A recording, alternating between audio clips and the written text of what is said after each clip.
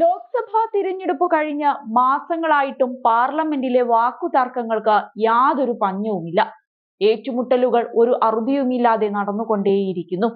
ഇപ്പോഴിതാ സ്പീക്കറുടെ അധികാരത്തെ ചൊല്ലി ആഭ്യന്തരമന്ത്രി അമിത്ഷായും സമാജ്വാദി പാർട്ടി തലവൻ അഖിലേഷ് യാദവും തമ്മിൽ സഭയിൽ വൻ വാക്പോര് നടന്നിരിക്കുകയാണ്.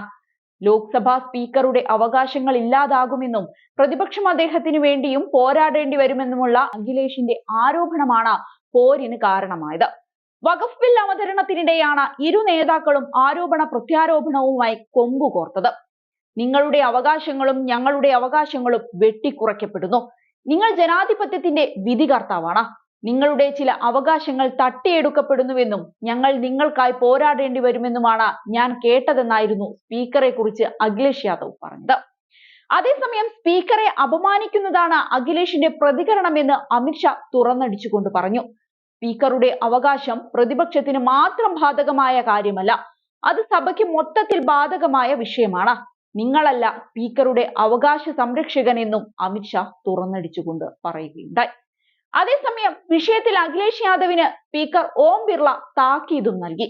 സ്പീക്കറെ കുറിച്ച് സഭാംഗങ്ങളാരും തന്നെ പ്രതികരിക്കരുതെന്ന് അദ്ദേഹം പറഞ്ഞു. സ്പീക്കറെ കുറിച്ച് വ്യക്തിപരമായ പരാമർശങ്ങൾ പാടില്ലെന്നും അദ്ദേഹം വ്യക്തമാക്കുന്നുണ്ട്. വഖഫ് ഭേദഗതി ബില്ലിനെതിരെയും അഖിലേഷ് യാദവ് തുറന്നടിച്ചിരുന്നു. ഇതിനു പിന്നിൽ രാഷ്ട്രീയമുണ്ടെന്നാണ് അദ്ദേഹം ആരോപിച്ചത്. തിരഞ്ഞെടുപ്പിന് ഒരു ജനാധിപത്യ പ്രക്രിയ ഉണ്ടെന്നിരിക്കെ ആളുകളെ എന്തിനാണ് നാമനിർദ്ദേശം ചെയ്യുന്നത്? സമുദായത്തിന് പുറത്തുള്ള ആരും മറ്റ് മതസംഘടനകളുടെ ഭാഗമല്ല. അമുസ്ലിങ്ങളെ വഖഫ് ബോർഡുകളിൽ ഉൾപ്പെടുത്തുന്നത് കൊണ്ട് എന്താണ് അർത്ഥമാക്കുന്നത്? ലോക്സഭാ തിരഞ്ഞെടുപ്പിലെ തിരിച്ചടിക്ക് ശേഷം ചില കടുത്ത അനുഭാവികളെ തൃപ്തിപ്പെടുത്താനാണ് BJP ഈ നിയമം കൊണ്ടുവന്നതെന്നും യാദവ് വിമർശിച്ചു.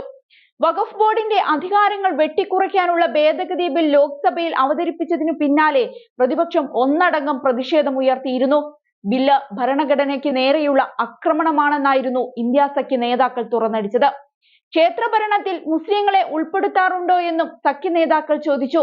നിയമം മുസ്ലിങ്ങളോടുള്ള അനീതിയാണെന്നായിരുന്നു സമാജ്വാദി പാർട്ടി നേതാക്കൾ പ്രതികരിച്ചത്. വലിയ തെറ്റാണ് നടക്കാൻ പോകുന്നതെന്നും ഇതിന്റെ ഫലം കാലങ്ങളോളം അനുഭവിക്കേണ്ടി വരുമെന്നും നേതാക്കൾ പറഞ്ഞു. വഖഫ് ബോർഡുകളിൽ 2 മുസ്ലിം ഇതര വിഭാഗക്കാരെയും 2 വനിതകളെയും ഉറപ്പാക്കണമെന്നാണ് ഭേദഗതിയിൽ പ്രധാനമായി പറയുന്നത്. വനിതകളെ സഹായിക്കാനാണ് ഇതെന്നും കേന്ദ്രം വാദിക്കുന്നുണ്ട്. അതേസമയം ബില്ലിനെതിരെ വലിയ വിമർശനമാണ് പ്രതിപക്ഷ പാർട്ടികൾ ഉയർത്തുന്നത്. Congress, Samajwadi party, DMK, NCP എന്നിവരുൾപ്പെടെ ഇന്ത്യൻ ബ്ലോക്കിലെ പ്രധാന പാർട്ടികളെല്ലാം ബില്ലിനെതിരെ രൂക്ഷ വിമർശനം തന്നെ ഉയർത്തി. NCPയുടെ സുപ്രിയ സുലെ ലോക്സഭാ സ്പീക്കർ ഓം ബിർളയോട് ഒന്നുകിൽ ബിൽ പിൻവലിക്കുകയോ സഭാസമിതിയുടെ പരിശോധനയ്ക്കായി അയക്കുകയോ വേണമെന്നാവശ്യപ്പെട്ടു. മന്ത്രി ബിൽ അവതരിപ്പിച്ചതിന് തൊട്ടു പിന്നാലെ കോൺഗ്രസ് MP KC വേണുഗോപാൽ ഇത് മതസ്വാതന്ത്ര്യത്തിന് മേലുള്ള കടന്നാക്രമണമാണെന്ന് തുറന്നടിച്ചു. ഏതായാലും പ്രതിപക്ഷ പ്രതിരോധത്തെ തുടർന്ന് ബിൽ സംയുക്ത പാർലമെന്ററി സമിതിക്ക് വിട്ടിരിക്കുകയാണ്.